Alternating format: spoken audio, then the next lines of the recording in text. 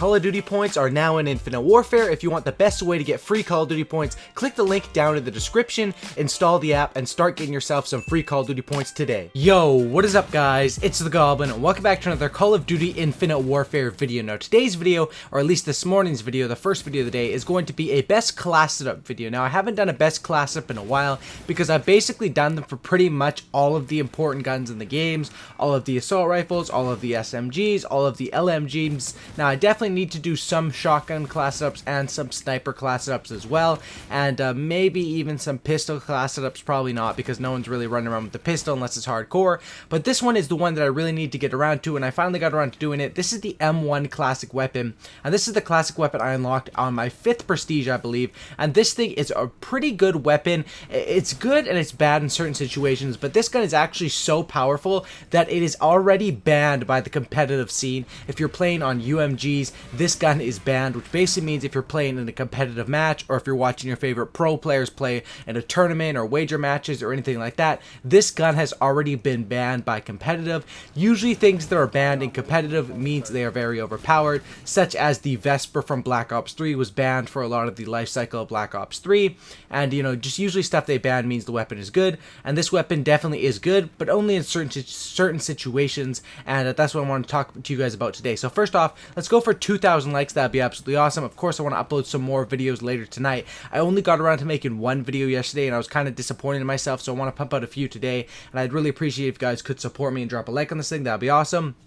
And of course, subscribe to the channel if you guys are new. So let's talk about this thing. This is the M1. Now, this is a classic weapon, and the thing that people have been talking about is this weapon, because it's so old, doesn't really find its spot in this new Call of Duty game, and this weapon is definitely very powerful. It's basically a 2-shot kill at all ranges. I mean, I think at a very, very long range, it's probably a 3-shot kill, but this thing is a 2-tapper. You're going to be able to 2-tap people, and definitely if you keep the enemies at a range, there's probably not a better weapon for killing people at a range. However, because this gun is a semi-automatic assault rifle and it's made for killing people at long ranges, it's a classic style Call of Duty weapon, it really doesn't do the best at close range, and that's where this gun will have some problems. So what you will mainly want to do with this gun is it's best for picking people off of head glitches, keeping them at ranges, and if you have any sort of a fast trigger finger, which basically means you just need to spam the trigger with this thing, you will find this gun is very strong. And let's throw the class setup up on the screen right now.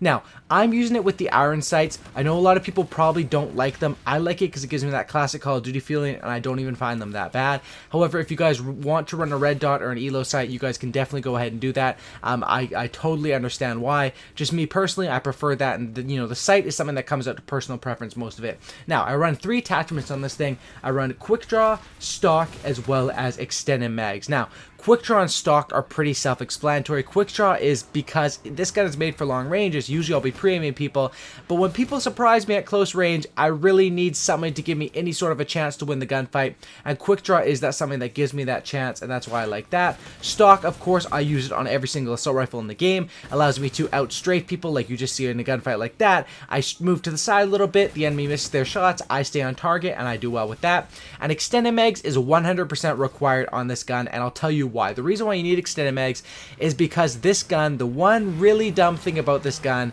is that it's the same as the MX Garand in Black Ops 3. You can't reload until your magazine is completely empty. So basically, you can't reload until you have 0 bullets. So you'll see me running extended mags because that gives you 12 bullets instead of normally I think you have 8. And basically how I like to use this is anytime I have less than 5 bullets, I just spray the bullets off and I reload automatically. And anytime I have more than, if I have 6 or 7 bullets, I'll go into a gunfight like that. But if I have 3 or 4 bullets, you shouldn't really be going into a gunfight with that, and that's why if you have under 5 bullets, I recommend just spraying off the rest of it and getting that reload in. It does suck that it shows you on the minimap, and that's why I try this out with silencer, but the gun is just too weak with silencer. It reduces that 2-shot kill range, and it definitely isn't as usable as this, and I find just spraying off is not that big of a deal. In TDM, sometimes it can even bring the enemies to you, which can get you more kills in the end. Now, as far as the perk setup, I'm running with dexterity, obviously because I need to reload faster. And also a good tip with this gun is to pick up some weapons. When you kill someone,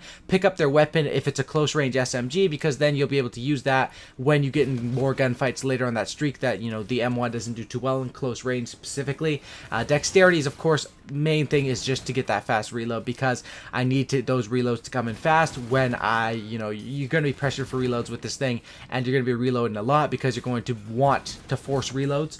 And then the next one is going to be Ghost. Now, I know this really isn't the most stealthy class. The main reason I run Ghost is because so many people run Warfighter and they run Ping, and if you don't have Ghost, you're going to be left out in the dust, and that's basically it. Ping is just so strong, and most lobbies I find at least 30-40% of people are running it, and that's why I use Ghost. Now, as my second one, I like to use Hardline.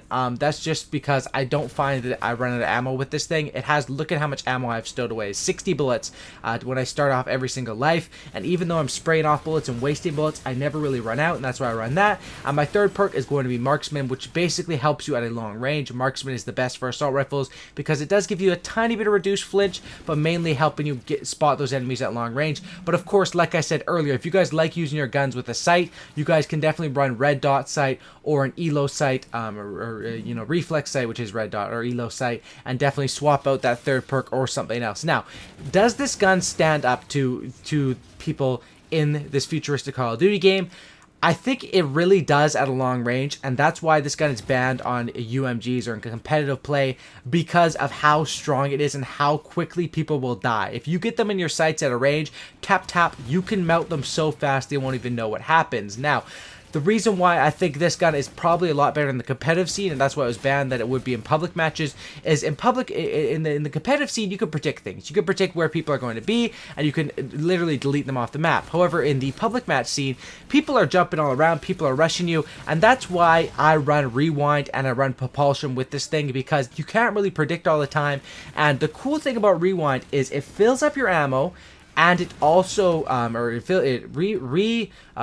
your health back up to 100%, and it refills your ammo. Now, on a gun like this where you can't reload, if I'm stuck with 3 bullets and a guy comes up to me, I'm stuck with 2 bullets, I can't do anything. If I don't have a secondary, I can't start a reload because I'll have to shoot off that bullet. You get in some really awkward situations, and that's where Rewind really comes in handy. And the other one I run with is just Propulsion, because that thing just allows you to jump so much. It's basically like Afterburner, and I've been rocking with this combat rig setup. It seems really fun to use, and that's basically what I've been rocking with lately. So if you guys did enjoy this class setup, is the M1 the best for pubs that you can get out of your unlock tokens?